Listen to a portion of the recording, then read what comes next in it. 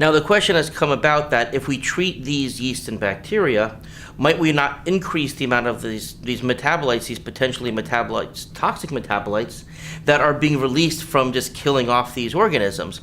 And that's a very good question, because obviously we don't want to be exposed a fetus to more toxins than necessary.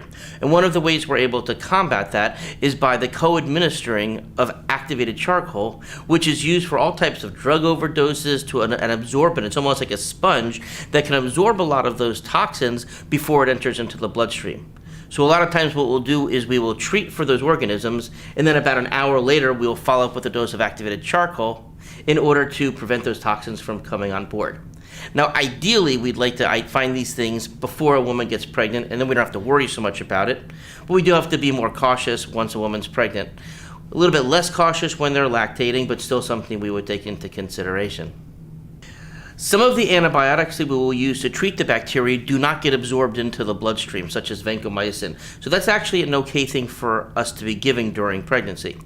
Other antifungal medications, those that go after yeast, are also okay for us to give during pregnancy as well. So we're very cautious. We look the medications up all of the time. There are also herbs that are available. However, I use a little bit less of those in this population because we're not as sure what those may do in high doses across the placenta to the fetus.